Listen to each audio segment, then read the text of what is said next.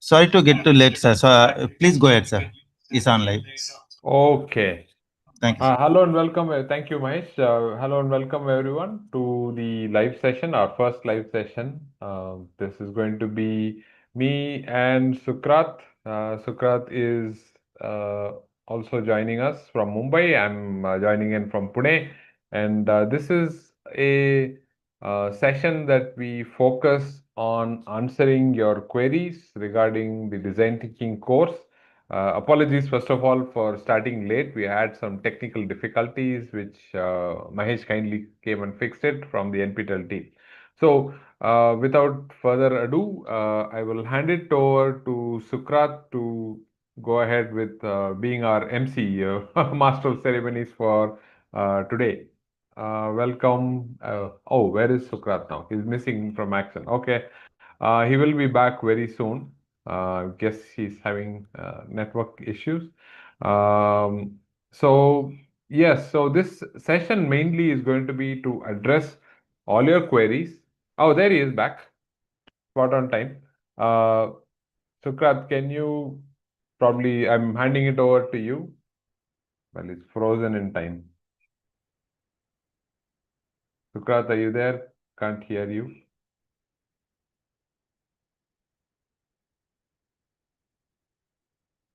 Uh, No, still we are waiting for Sukrat to log in.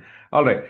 So while he logs in, I want to tell you that first of all, thanks a lot for registering for this course. One of the key things we have been saying this over the years is to make sure that you apply what you see in the videos on a project that you care about. And that's one of the key pieces of advice I can tell you.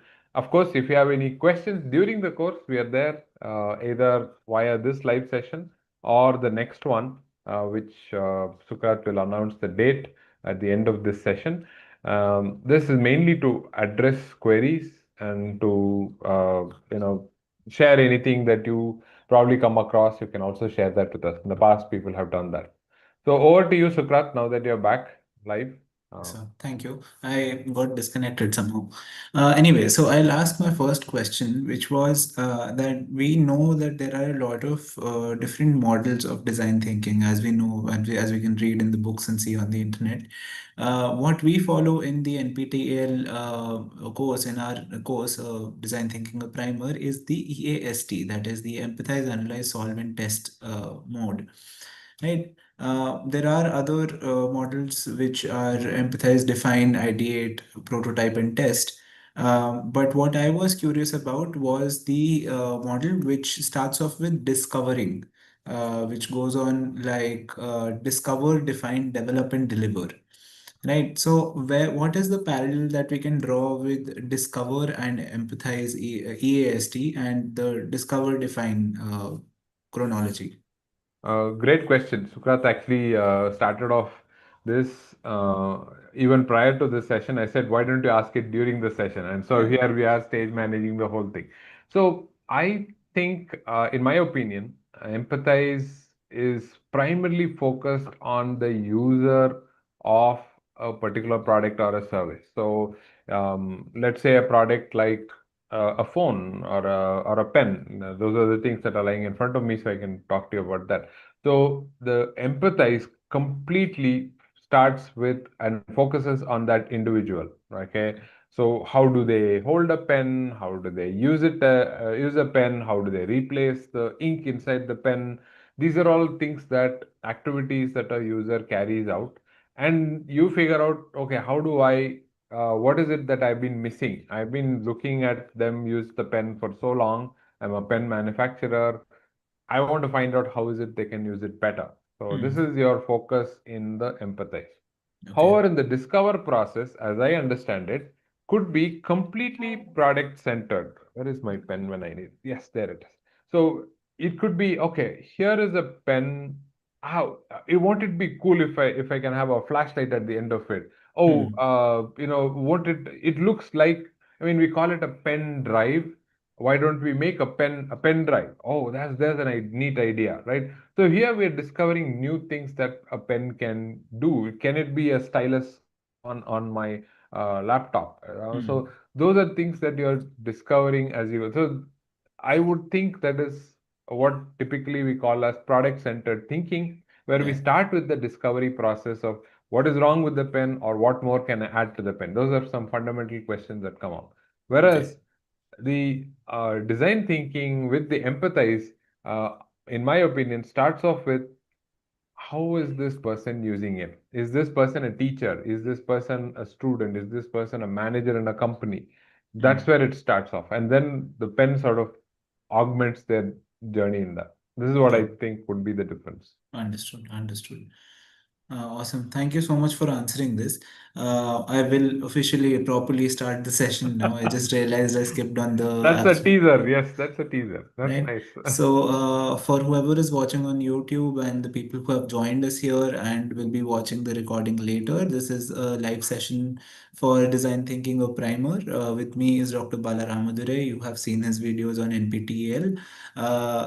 I am Sukrat. I am one of the teaching assistants here along with Sham.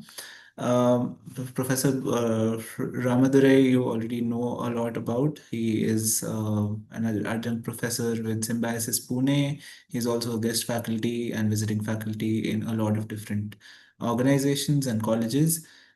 He's also written a book called Karmic Design Thinking, which you will find on Amazon and a couple of different platforms. We will give you a link if required. I would recommend that if you are sincere about this program or the course, you give this book a read because it will help you understand the deeper concepts of what exactly we are talking. And it's also a very fun, engaging little book, which will definitely, grace your bookshelf.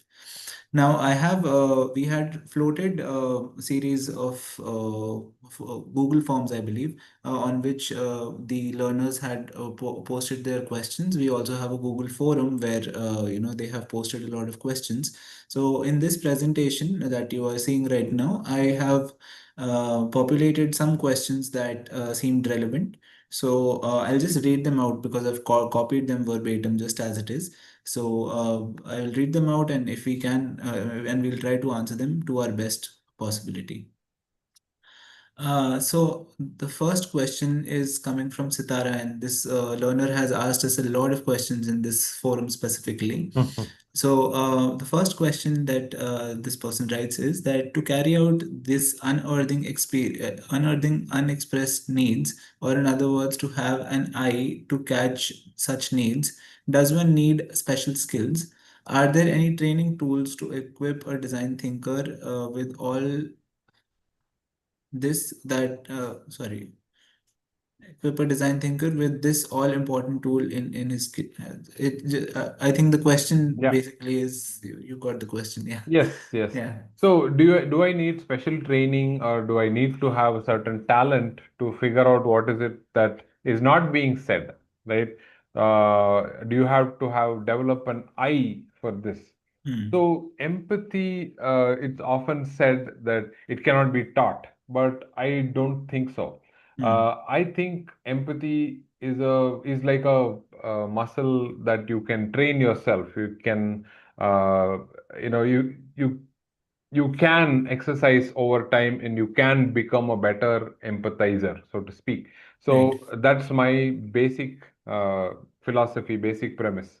Uh, for the unexpressed needs particularly, because that's where it's actually the treasure of or the pleasure of solving a problem comes from figuring out what is somebody not telling you. Hmm.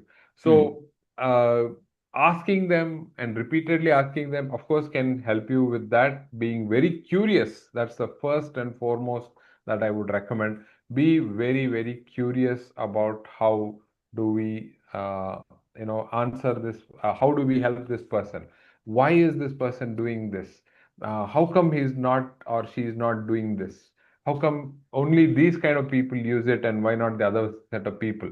These are all curiosity questions that you can ask.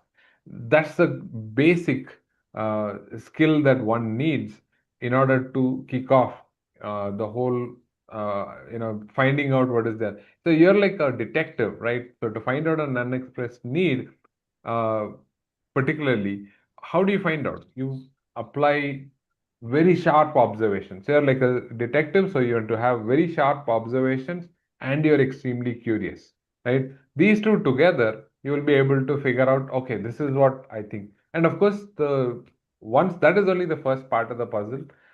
Once you know that, you have to be willing to work with your hands, learn by doing, and then going back again and figure out whether that the unexpressed need that you thought they needed, is it really what they need? You know, so take it back to them, take the prototype back to them, and see if it really solves the problem, or is it just your, your intuition playing tricks on you. So these are few skills that curiosity and being very keen, sharp in your observations. These are the toolkits, these are the skills that you need in your toolkit to really, really become you becoming a better design thinker. Okay. And once you have that, uh, you need to complement it with learning by doing. So that's the third skill set, but that doesn't make you a great empathizer, it makes you a great tinkerer. Okay, you can keep tweaking, you can keep doing things, and then you will be able to figure things out and make a nice product that will, or at least a prototype to begin with, to help your customers. Okay, so that's what I think you will need. Right. Mind if I add on to this? Please go ahead. Okay, so Just a second while I pause you. There's a user on YouTube who has mhm. asked us to speak in Hindi or explain things in Hindi. Okay. I would start away straight away apologize for that. My Hindi is not so good, good enough to explain these concepts in Hindi, unfortunately. But the good news probably would be that we will probably think about offering this in other languages also, not only Mhm. Hindi, but other languages that we are comfortable with. Thank you for bringing this up. I really appreciate this, but this is my limitation more than anything else. Yeah. Sukrat, please go ahead. मेरे से जितना कोशिश हो पाएगा मैं हिंदी में बोलूंगा but for now I'll answer this question in English itself. So while taking one of the classes, I realized that there are, I mean, of course, you talked about the skills that one needs to actually empathize properly. With that, there has to be, I mean, of course, there are specific models, there are specific tools also available for, exercising empathy better. Of course, the first, the primary need or the primary requirement, what I feel about, being empathetic is, as you said, being curious, but there also has to, I mean, a user or a design thinker also has to have that intention to actually help somebody. Curiosity in itself can only take you to a very certain limit, but when you have the intention to help somebody, when you are actually trying to apply design thinking for a greater good, that is something that will push you into getting better insights into somebody, into a user, into whoever you're trying to solve a problem for. Along with that, we do, in fact, talk about a lot of tools in the course itself. Some being so when say for example you are interviewing a specific user or a set of users, we have this tool called user persona, right? That we make, and in which we are writing all their pain points. We're writing what their quote is. We're writing, what their demographic is, to basically get a better sense of idea from where they are coming from. And another thing another tool that comes to my mind is the empathy map. It's a very nice and nifty diagram I saw yesterday, which said there are four aspects to it. So what they um, do, think, feel, and say. So these are the four things. If you notice nicely, you will be able to actually see what exactly is their pain point. Where is it that they are facing some sort of frustration? What is it, that probably we need to work upon? Because more often than not, users or whoever we are trying to interview, they won't actually say what they are feeling, but it is our observations through these four specific quadrants that we derive some sort of an insight from. So that was my attempt on this question, Nice. right? I'll move on to the next one, and please, whoever is on online, please feel free to interject, ask further questions on this, drop a comment here, and we will definitely look to take that up. Right. There's another question by Chris. It says one student might be interested in taking notes, other may not. One student might be happy, others may not. Emotions of students in this case will vary person to person. In such case, how to come to conclusion? You said we have to cross-verify with personal interviews, interaction, preferably observations. Even then there will be many different emotions. So how do we come to a conclusion? Yes, this is a great question. The This confusion comes because we treat all students as one monolith, as one person. Well, it's not, right? So there are different types of students. You yourself have mentioned a few. So we treat each student or a type of person in a as a persona, as Sukrat was talking about it previously. Persona is these are the traits that somebody has. So suppose we are not going to try and make a product that satisfies everybody. So when you're trying to design something or think about a product or a service for which you think will satisfy everyone at the same time, it's not going to happen. It's going to be very difficult for you. You'll make it so generic that nobody will find it useful. Mm. So rather you stick to one kind of person. The one that you may be interested would be to, okay, here is a person who is studiously taking down notes, and there's another one who doesn't take down notes but wants access to notes. But that person is not so good at taking down notes. So you identify this. I think they're referring to the video, which The is video, yeah, the Prince or something, content. Correct, right? correct. So we have a Prince character and a Sam character, if I'm not wrong. So Sam is one who's very studious but is not willing to share, or their notebook gets lost. Mm. But then there's the Prince character who wants to have access to notes, but they don't take down very good notes. So take your pick, which one, whom do you want to help, and focus on that type of user. Slowly, you'll see that there are many Sams and many Princes inside the class. And your product, when you understand Sam very well, you'll be able to design your product for Sam and keep learning from Sam or people like Sam and keep building the product. Okay. Perhaps you have a large group, they can focus on Prince and help that person better. So keep working with that.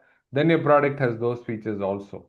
Slowly, steadily, you will see that the number of features keeps growing, and Sams are covered, princesses are covered,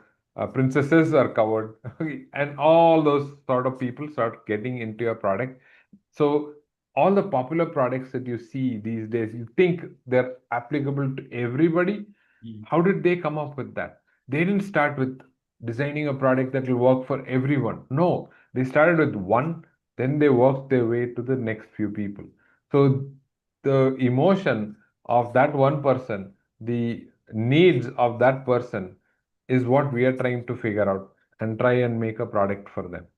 So rather than starting with how can I help the student community, that's the wrong question to ask.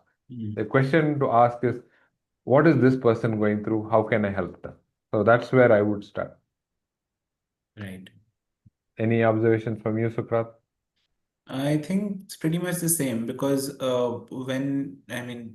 we can take any app's example or any product's example. To start with, I don't know. I mean, if we talk about music systems, we started off with just maybe banging drums, and then we moved on to improving that for a greater audience, right? We got to vinyls, and then we got to a Walkman, then we got to an iPod, then we got to, every a phone having a music system in it.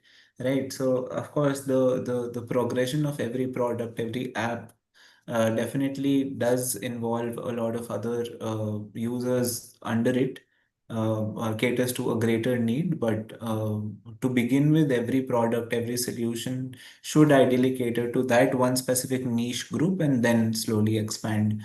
considering the business viability and the practicality of how much you can do or whatever technology allows you to do. So yeah, that pretty much was my take. Yes. Right, I'll move on to the next question. Sir, I want to know a few books that I can utilize for this course and share with students for better understanding. It's a question by Arpita. Go ahead. Okay.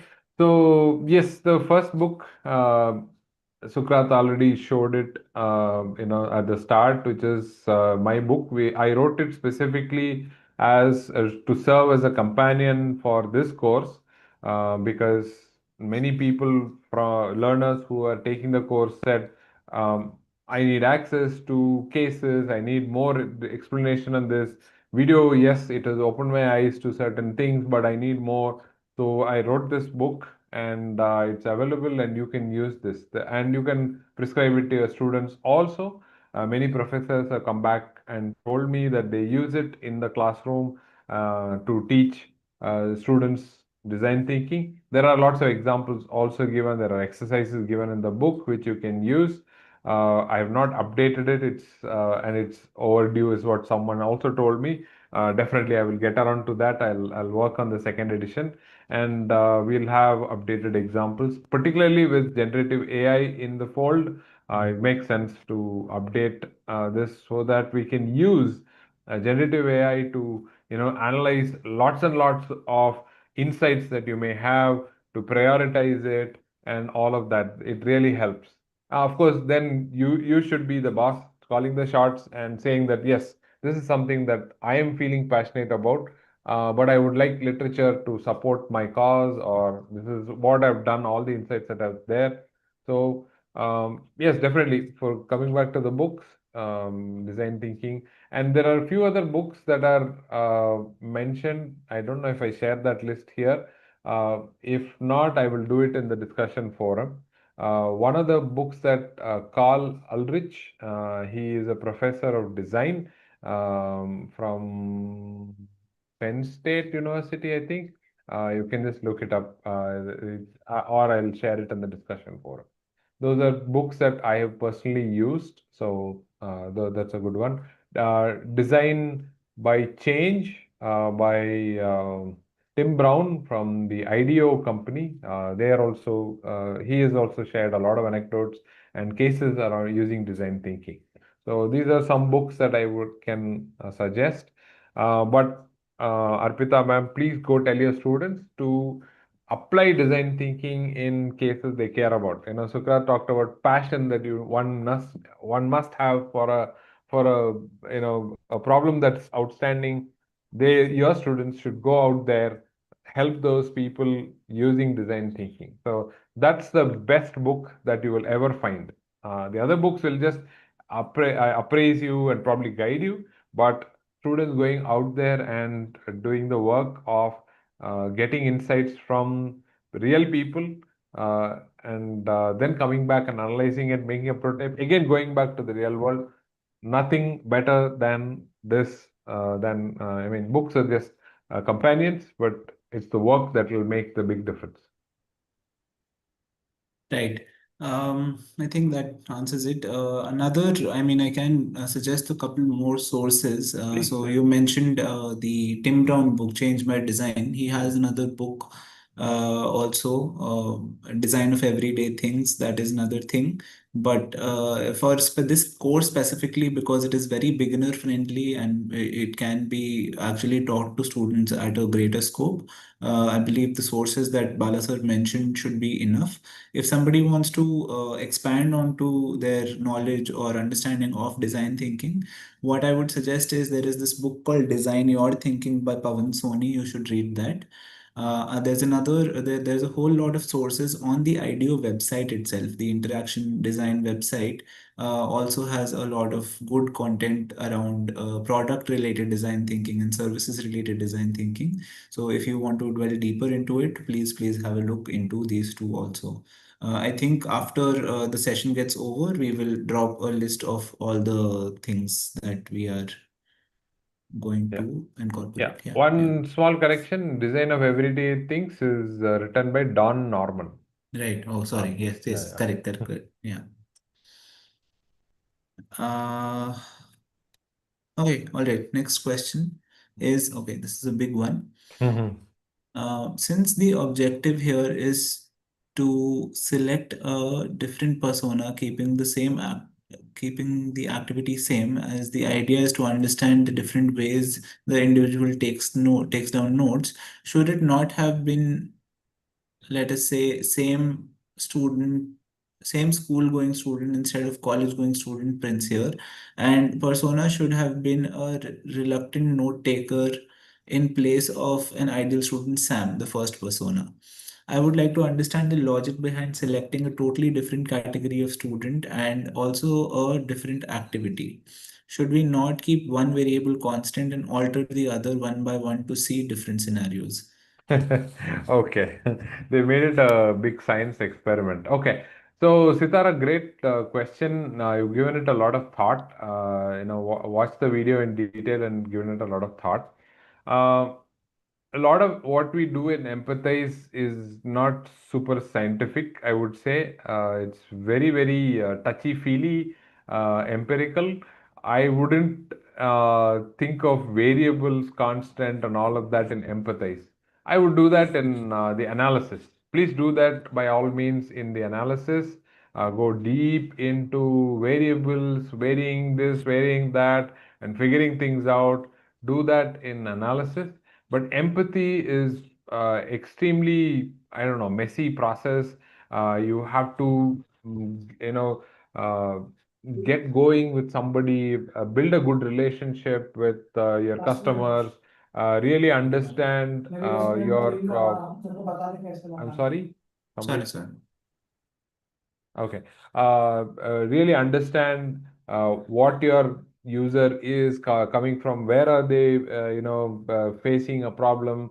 All of that is not very scientific, I'm afraid. I mean, I'm sure there are scientific theories out there, but in this course, at least in the empathize part, we try to freewheel the whole thing. We try to be very loose.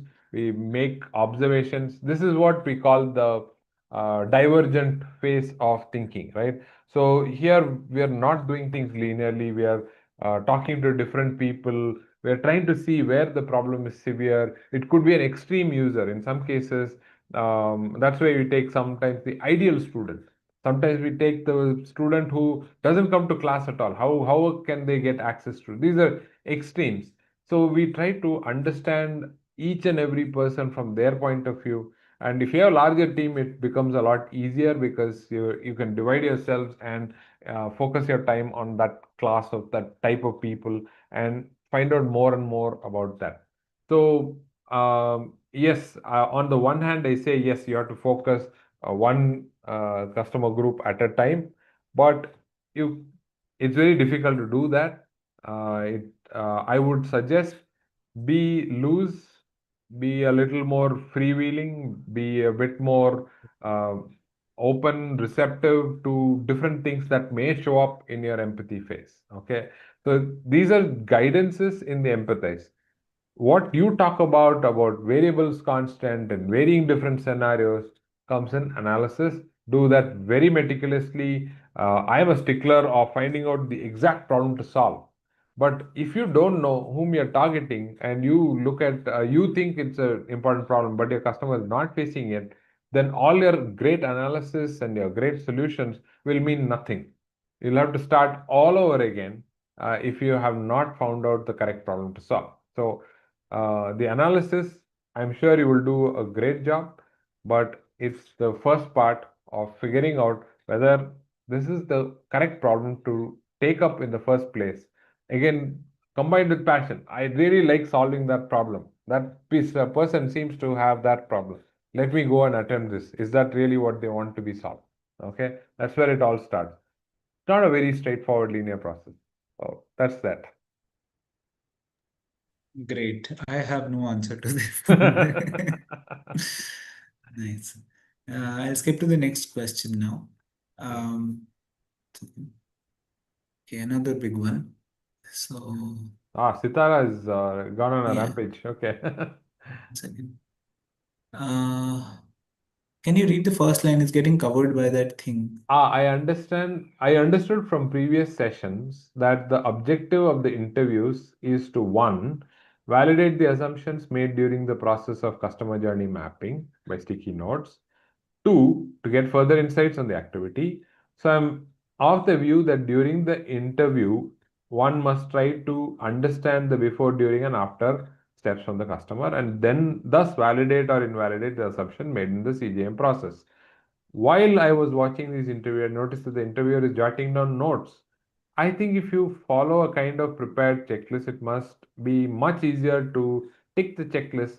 I'm aware this is only to illustrate how the interview is conducted, but these checklists show that the interviewer is well prepared to conduct the interview. Okay, I understood what your question is. Right. So the question is that wouldn't it help to have a very well ordered, prepared checklist rather than going there and ad-libbing something and showing that you're just jotting down notes whatever the customer says. Okay. Now, I would say this whole interview, the way it was done in our video, is the second best thing. The first best thing, first, and I would recommend highly, is to observe the user using the product and you intervening only to figure out why is it that they are doing that. Okay. Well, in my introduction, Sukrat probably left out a little bit. I'm a CEO of a startup now, and in that startup, this is what we do. We make the customer sit down and make them use our prototype. Okay. Most times we don't speak, it's the customer who is using it, and they are telling us sometimes the problem, most times they don't tell us what the problem is. And me and my team, we sit down and write notes on, oh, that's what they did. And we have a recording of the whole thing, that when they're using the product, we also have a recording, because even with the most accurate observations, you might miss a few things. So we have a recorded video and we look at this video again. Okay. So it's not a very linear process again. So the empathy and the customer journey map, in order to make it easier to understand, we have it, down like a story, one after the other, one after the other. However, in the real world, the customer is clicking on this, thinking about something, there's a call in between, they have to alt tab, do that research. They do so many things at the same time.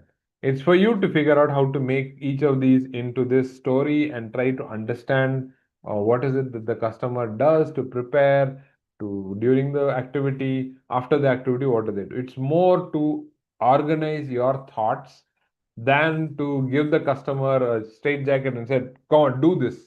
Are you doing this? Are you doing this? Are you doing this? No, it's not that way. It's in empathize, it doesn't work like that.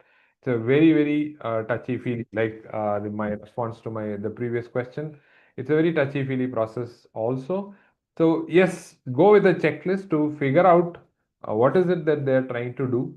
Perhaps you're looking for validation on a few things, maybe 2, 3 rounds into your product development or service development. You figured out that these are few things that I don't know if they really needed this feature. We thought it's very important. Even the last week when we did a customer insight, we found out that what we thought was ultimately very critical, the user didn't even use, right? So that was an insight for us, saying, oh, great, they don't use it at all. That's my checklist there. Okay. So yes, go with the preparation. What is it that you want to achieve during the session? But be flexible enough to sort of ad lib it, change it, be curious to ask a few questions. That's what my experience would be. Sukrat, anything from you? Any insights? I think that was a very elaborate answer, honestly, for a very Okay. elaborate question. So it's Okay, just as thank you. done. All right. Yeah, no notes. So should I skip to the next one? Please, yes, go ahead. Okay. My favorite question. Is design thinking multidisciplinary in nature? And that's it. That's the question. Specifically to teaching, they say. Okay. Yes, the answer is a big yes. It is multidisciplinary. One, it involves. Okay, even let me back up a bit. It's not only multidisciplinary, it's discipline agnostic. It doesn't really differentiate between if you're using it for rocket science or if you're using it for teaching, you're using it for, I don't know, bicycle maintenance. These are all real projects that have come up in my classes. Or bakery ordering, Sukrat's favorite, the first one that he started off with. So it could be anything, and many times, and that's how humans have helped each other out, right? So I'm to quote Scott Adams. Sorry, I'm missing the Wealth of Nations. So it's not Scott Adams, is it? Okay. The author of Wealth of Nations is a 1700, the book written in 1700. Adam He talks, Smith. sorry, Adam Adam Smith. Smith. Thank you so much. Yes. Good to have an MBA amongst us. I Yes. googled it. You Googled it. Okay. So, Wealth of Nations, Adam Smith talks about specializations. Okay. So, he says, I'm good at bread making. You are good at nails, making nails, the ones that you drive on the wall. So I make excess bread, you make excess nails, we swap. So I have nails, you have bread. So I have bread and nails, you have nails and bread. Okay. So this is how we have built our society. Okay. We have built based on specialization, but specialization enough to go help somebody else. Okay. And they in turn will help you. So it is multidisciplinary. The human societies are multidisciplinary by nature. We cannot have only one specialization and you living in your silo. It's just not possible. You go outside. I mean, you can't lead your life. You look around yourself. How many scores, thousands of people have helped you the somebody put this wall together. Somebody sold this to you. Somebody made the window. Somebody made this computer. Somebody gave you the internet connection, right? Somebody made this earphones, right? A whole bunch of things have gone. So design thinking is about putting yourself. So if you are a specialist in teaching, putting yourself in the shoes of your customer is what we are talking about. It is going to, by nature, involve different disciplines for sure. So you will have a person who is good at psychology. They will help you understand the psyche of your student. You, on the other hand, know everything about curriculum and what needs to be imparted to the student. Your admin knows how to conduct examinations. Your head of department knows how to move the faculty around so that the students are getting smarter in different disciplines. So it is a teamwork, it is a multidisciplinary approach by nature. So design thinking is like that. The nature of the discipline is like that you will need that. So to make a messy thing more streamlined, use this acronym that I often suggest. We call it TEAS, TEES. There are longer expansions also, but start with these four: technology, environment, economic, and society. So these are four disciplines that you absolutely must have in your team of design thinkers. The acronym again is TEES, TEAS, technology, environment, economic, and society, economics and society. So these four you absolutely must have in your team, and you have covered a large portion of what your customer might need. Okay, so apply this and let us know how you have changed your way of thinking, or you've changed your teaching style, and how has design thinking helped you. If it has, please share with us. Right. So the sessions that I take of late, I generally start with one question to the students, and it is the most basic, the most redundant question there is. I ask them, "What do you want to be when you grow up?" Right? And they come up with a whole lot of answers. Okay, like somebody wants to be a teacher, somebody wants to be a doctor, somebody wants to be an engineer, somebody wants to make reels, make content, and all of that.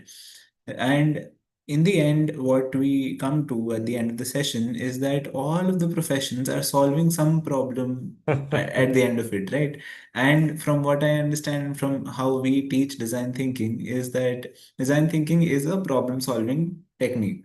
Right, so where there is a problem, there can be design thinking. Wherever there is a problem solving happening, there is an occupation, right? So simply put, it is very, very multidisciplinary. Yeah, bingo. Absolutely. That's a great one. Right. I'll skip to the next one. Uh, isn't it true assessment scores will be more if we prepare notes by ourselves rather than depending on some other notes, and the quality of notes, not the quantity of notes? Yes, this I agree. You've see, I one of my professors used to say that a class shouldn't be a transfer of notes from the teacher's desk to the student's desk without going through the brains of either, right? So a class shouldn't be that. Absolutely. So yes, the teacher should make their own notes using their own. So whenever somebody asks whether it's faculty and I've been told by my mentors also that, hey, you go and prepare your own notes, you prepare your own slides, because that will help you understand the subject, the topic better, way better than me, who is actually giving you the instruction. So Sukrat prepares his own slides, I prepare my own. We of course share it and we comment on that, but it's about your own style, your own thinking with goes. And same with notes as well. Handwritten notes, not even type. There is enough research out there which tells you that handwritten notes has a way of, it's slower, it's inefficient, but it helps you understand the topic way better, and retention is also way better than if you type down notes. So when I see students in class trying to type notes, I stop them and said, "This is great, but write it, in your own handwriting." That actually uses a lot more cognitive faculties than just typing it out. Admittedly, typing is much faster. You will have all sorts of notes covered, but that's not the point. The notes should serve to help you recall what went on, and what better than way to write it in your own words, in your own handwriting. So I have always tons and tons of notes, notebooks, real physical ones, and if you want, if you will, I mean, if you're a digital person, there are plenty of tools available now which you can write using digital note devices also. You could do that. Okay. I'll move on to the next question. Oh, we are out of questions now. Oh, we So, are. Okay, that's okay. great. So if anybody from YouTube or the Zoom call, if anybody has any questions, please let us know now. We will try to answer them. Okay, I'm just trying to see. Oh, you've covered everything from the forum, is it? Forum, Yeah, I yeah. can see Forum I've that. covered, Yeah, yeah. yeah, yeah. Very nice. Excellent. So anyway, if there are no further questions, I would say thank you so much for all the interesting questions. What we are going to do is, uh, yes, this is typically what we do is we answer the questions on the discussion forum. Also, we'll try to answer each and every question. But since we have answered many of these questions here, thanks to Sukhat, we did that very efficiently. But we will just drop a link to this YouTube so that you can listen to the answers and take down your own notes to go with the theme of the previous last question. Use your own notes and ask us more questions, or share some of your thoughts, or if you've actually applied it, these principles on a real project, share those experiences with us also. We also would like to learn, if there are things that we can do better, things that will help, the future learners also learn, absorb this content better. Sukrat and I keep looking at ways to improve this course, improve the content, improve the interaction, improve the experience for you in the during this course. So yeah, keep those questions coming, keep those observations coming. Right. That's all. Then we are good to go. Thank you so Okay. much for joining us and watching the recording if you are watching this recording. That's all from us. We will see you in the next live session. The dates have not yet been released by NPTEL, so even I didn't include that. But once we know the final dates for the next session, we will post it on both on the forum as well as you will get an update from the NPTEL team. So, Well, I have an update to that. okay, you We do. Okay. have decided, sorry. Okay, okay. Sorry, sorry. I wasn't privy to that. Sorry. Yeah, Yeah. yeah, no worries. It's Tuesday, 17th March, Okay. 5:30 to 6:30 p.m. IST. And this will be exclusively to address your exam related Hmm. questions. It's related to exams, format, what will be inside the exams that you may face. This will be exclusively for students, or sorry, learners who are going to appear for the exams. Hmm. And this is on 17th March, Tuesday, 5:30 p.m. to 6:30 p.m. Great. Okay, yeah. Right. Thank you so much, sir, for your time. And thank you, Mahesh and the NPTEL team for running this. And for all the learners, we'll see you soon. Bye bye. Thanks a lot, Sukrat, for emceeing this whole thing. Thank you so much. Have a good day. Have a good day, everyone. Thanks a lot. See you then. Bye. See you.